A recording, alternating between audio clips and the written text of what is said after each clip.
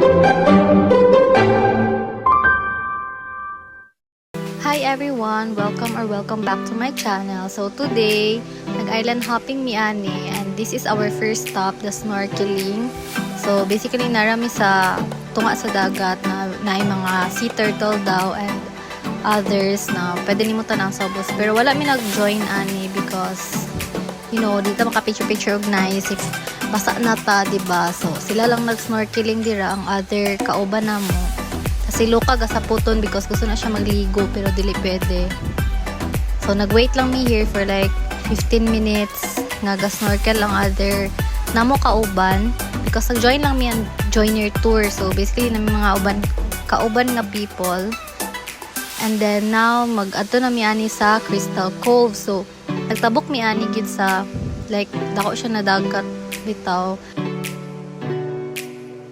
30 minutes among biyahe ani, and then sa tunga-tunga is palud kaayo and very hangin.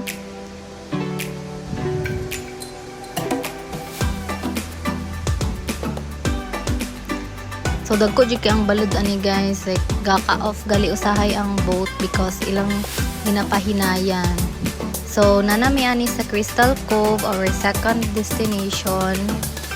So naani siya duha ka island, Crystal Cove 1 and 2. So, later on, maglibuto namo ni ang Tibuok Island para ma-visit namo ang 1 of 2. So, first is mag-line diri for scanning of the QR code. Kaya na ay entrance fee here na 300 pesos each person. So, nag-pay naman miya ni daan sa among tour guide. So, we just have to scan our QR. So, nanami here sa sulod sa Crystal Cove. So, na mga statue there, mga elephant and all. Tas na ay mini pond. So mao ni siya ang dalan nga basically katong libuton nimo ang island. So tsada kay nga view imong makita kay overlooking.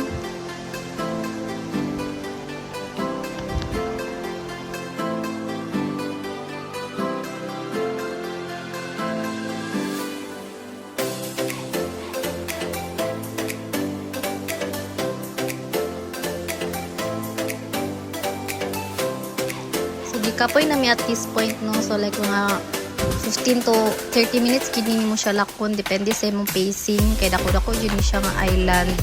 So nasugdan naman namo ni mama, so amo na lang gid ni siyang humanon.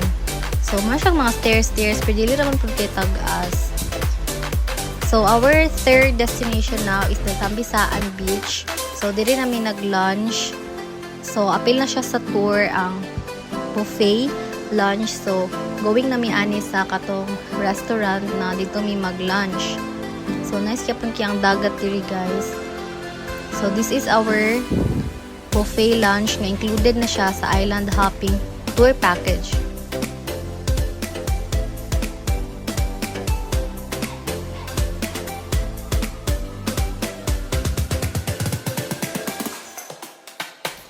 So, sa Tambisaan Beach, gyapon ni siya after lunch, napamigamay nga time. So, nagligo sa mi here, kay nice gyapon kay lang dagat. So, ilang balas dito guys, kay very pino siya. I've been to El Nido last year, and then mero grainy ang sand dito, pero here sa Boracay is not. It's very kanang soft nga, ganahan jud ka magbaklay-baklay ang nagligo-ligo. Na also, ilang dagat is very clear siya. This is our fourth destination, the Puka Beach. So, nagligo na sa din silang Luca. And then, duol sila nagligo sa katong gitambayan sa katong among boat nga gisakyan. So, wala ra kami nag-video dito kay basically beach lang to siya nga nagligo-ligo mi. So, we're back at station 1 na. So, humana among island hopping tour around 3 PM nakabalik mi. So, nangita mi anig mas snack guys. So, nangita pod ko sa Starbucks because I really wanted coffee that day. Tapos, Starbucks yun akong gusto atong nagipangitan ako ilang white mocha. So, nagtatanaw lang mi sa mga palitanan diri. Andagan gid kay mapalitan dito guys. So, you can go there without magdalag anything. You can just buy their clothes, food, and everything good siya guys. So, nakita na naman ang Starbucks. So, nagbaklay mi ani around 20 minutes siguro to. Magnanan ni sa station 2 kay gabi na mo pangitaan ni. So, yay, nakita na gid na to ang Starbucks. So, nag-buy na dayon mi here.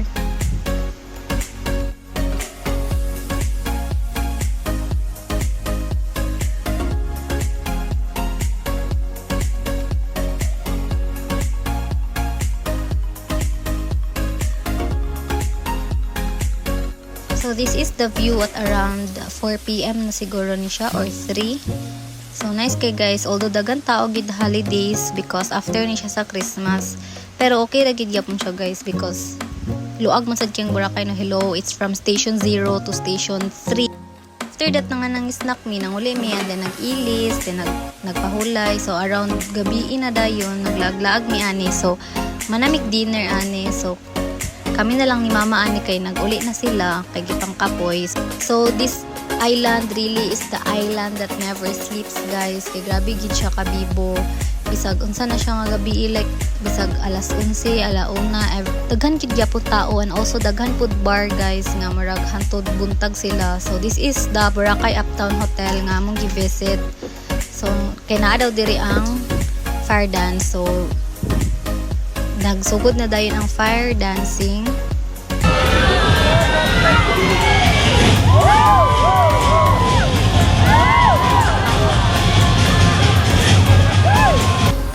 So along the way guys, nga padulong mi sa station 3 para mobalik sa accommodation, we saw this bar nga very lively lang music, and then naay katong nangita jud ko sa piña colada guys. So mo to nag-order me here.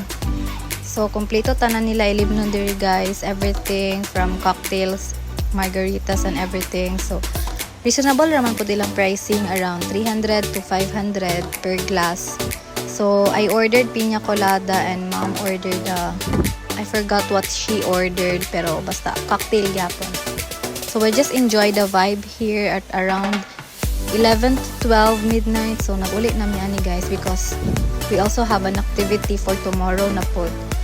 So, di raman po guys sayo ang activity ani pagkaugma, but we need to rest po guys because this day has been long and tiring but fun.